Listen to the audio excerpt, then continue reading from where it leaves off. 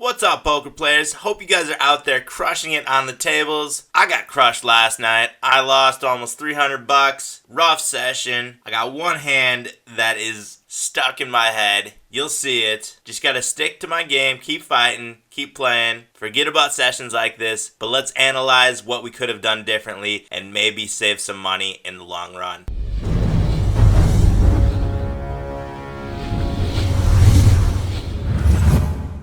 First hand we're going to look at is pocket sixes from the hijack seat. We are at a 25 NL table. Folds around to us, we open raise to 3x, and we get 3-bet from the small blind. This player has a 13.1% 3-bet, plays very, very aggressive, so I decide to make the call with the sixes in position. Flop is 9 high, 2-tone, 2 clubs, and he checks back. I check back as well with just the sixes. We just have showdown value here, and he checks a turn. I check the turn. Pretty standard so far. I hit a 6 on the river, giving us a set. There are a couple straights that could have gotten there. Not many though, and especially not from a 3-bet percentage pre-flop. It's not that scary of a board, and our opponent comes out with almost a pot-sized bet on the river. And we've got a very good hand right here with a set of sixes against a player who has relatively fishy numbers. So I decide to put in the raise here, make it pretty sizable, 1350 to go. That's about 3.5x, a little bit less than 3.5x. And we get a jam all in from our opponent. And at this point, we're pretty much pot committed. There's 950 left in our stack and going into a pot of over 40 bucks. Really can't get away from the sixes here. I knew aces could be a possibility as well. I just didn't think he would play it this way. But it paid out for him in the long run. We do make the call, and we're up against set over set, pocket aces against pocket sixes. Turning his set and rivering our set. Good slow play, it worked out for you that time. Now we're looking at pocket queens from the big blind. We're playing at a 50 NL table. Folds around to the small blind, who open raises to $2, 4x, and we 3-bet with the pocket sixes to $6. And we get a jam. Pretty easy spot with the queens against a regular player who plays,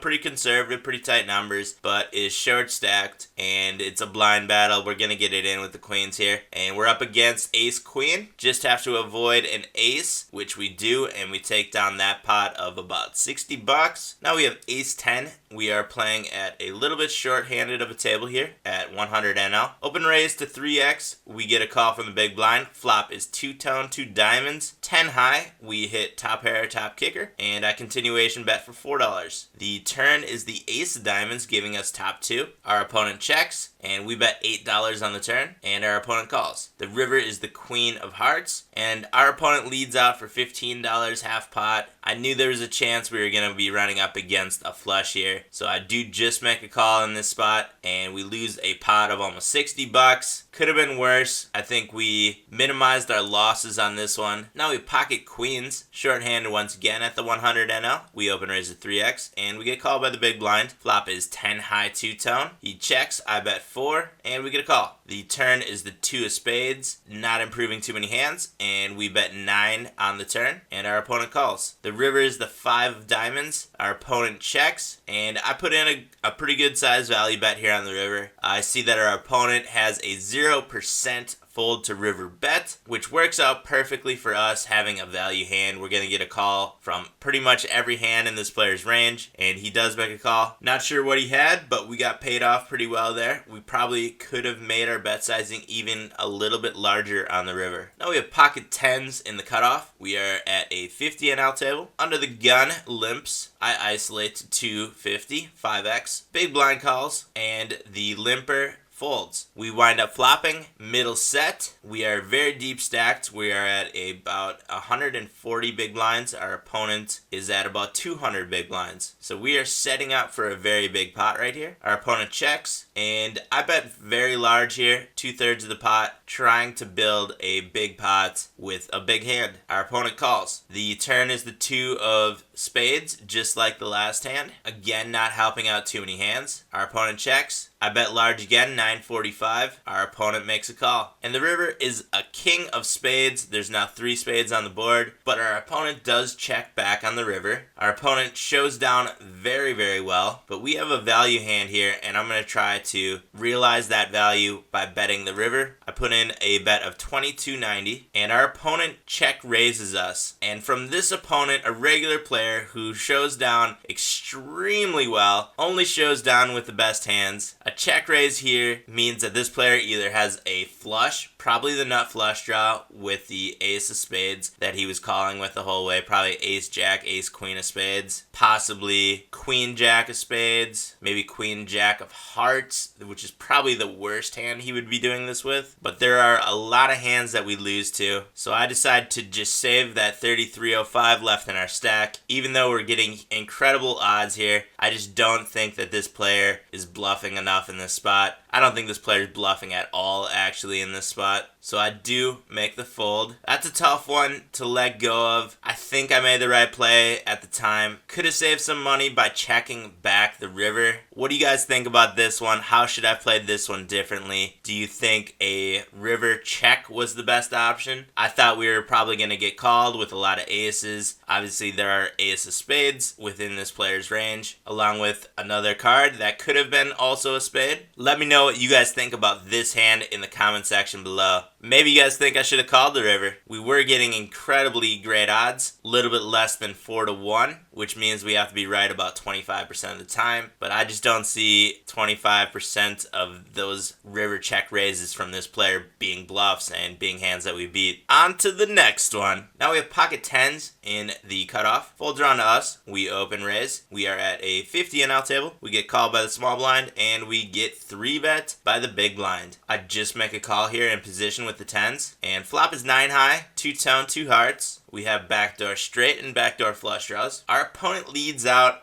with a big bet over 2/3 pot. He's shown aggression pre-flop. He's showing aggression post-flop. I do make the call. I think I had a read on this player. I think we might have seen a bluff from him a hand or two ago. Maybe he lost a big pot. Maybe he's tilting a little bit. But I definitely saw something here that looked fishy to me. And he slows down a little bit on the turn with the ace and bets smaller than half pot on the turn. That's either a really big value bet, or he did not like that turn ace or heart. So I do make the call, pot committing ourselves, and the river is another heart, and our opponent jams all in, and we make the call with the 10 of hearts and take down that pot. We're up against a 2-3, and he fired off 3 barrels with bottom pair, bottom kicker. Gotta love that play. Now we have queen 10 suited on the button at the 100 NL table. Cut off open raises to 2x, and we 3-bet on the button to $7, 3.5x. And our opponent 4-bets to $12. It's only $5 more. We're getting great odds here. We are pretty deep stacked, so I do make the call. And we wind up flopping an outside straight draw. Our opponent then checks back to us, and I check back. And the turn is the king of clubs giving us the straight. Our opponent checks. We bet 15. Our opponent calls. The river bricks off a 5 of diamonds. Our opponent checks. I figure we're good here. Let's try to get as much value as we can. Decide that $34 is going to be the bet on the river, and our opponent does make the call, and we take down the pot of $120.50. Now we have pocket aces. We are at the 200 NL table. We get an open raise from under the gun +1, and we 3-bet to $17, and the button jams all in for 73. Folds back around to us. We make the call with the ace. Is pretty easy. Once again, we are in a cooler, which we are on the winning side of, and we wind up hitting an ace on the flop. He hits a king. The trip aces take it down, a pot of 150-50. Big hand. But this one is the killer hand of the evening, and I'm pretty sure this one put me on tilt a little bit. Are you guys ready for this? We are sitting at a 100 NL table. We have a very, very loose player to our right. We've seen him bluff away his stack on this table. We've seen him bluff away his stack on another table. And he open raises to 3x. We have pocket aces on the button. Put in the 4-bet, make it 11 to go. Our opponent makes a call. We are in position, very deep stacked. Great spot to be in, especially when we flop an ace. we have top set, the best set to have. Our opponent checks into us, and I know this player's playing style, and he hates folding, he loves betting, so let's try to get all the chips in by the river. I bet 11 our opponent makes a call. The turn is the 6 of hearts. There's now 45.50 in the pot. Our opponent bets out $30, 2/3 pot. And right here, I thought about putting in a raise, and I probably should have. I know our opponent doesn't fold very often, and I think a bet here or a re-raise here probably would have been our best technique to realize the most value. But our opponent only has 90 behind. I decided to just make a call here. It's going to set up perfectly for a big river bet. You know, he's going to either bluff into us. Since he acts first, we're going to give him the opportunity to bluff into us, or we're going to have the opportunity to bet for value. And he hasn't folded to any river bets yet, so I decide on that route. So I do just make the call, and the river is the Queen of Hearts. That's a terrible card for us, and our opponent jams all in. And we've seen him make plays like this. He's not afraid to bluff, and we're getting great odds right here. We have to call about $90 into a pot of over 190. We are getting better than 2 to 1 right here. We only have to be right about 30% of the time. So if this player is bluffing 50% in this spot, we're going to be making money in the long run. Did I think he would be bluffing with an 8 flush? I mean, that's pretty much what this hand is. It's a bluff. It's the value bluff, if you will. I mean, when you jam all your stack in right there, you're most likely only going to get called with hearts that are bigger than an 8. So you're pretty much giving away $90, and you're turning your showdown value hand into a bluff. Not the best technique when playing poker, but it worked out for him this time. I really thought about it. I let the time bank go pretty much all the way down, and I had this thought process in my head. I'm going to call off pretty much any river, and he's going to be putting in so many bluffs, which essentially is what he did, but he did have the best hand. I thought maybe the value hands within his range were going to be like an ace-king with the king of hearts, but besides that, it was pretty much all bluffs. Didn't think we were going to see this, but I do make the call. We've got a pot of 283, and we are losing to an 8 of hearts flush. Runner, hearts. He did have quite a few outs on the turn. Disappointing hand. Just didn't run out well for us. I think our thought process was okay. I obviously didn't get a great read on this player. I guess it wasn't terrible. He did have a bluff, technically, and he probably would have played it the same exact way if any other river card comes out. If a king comes out, a king blank or a deuce blank, he probably would have jammed all in, and it would have been, the same result, except the chips would have been being pushed our way.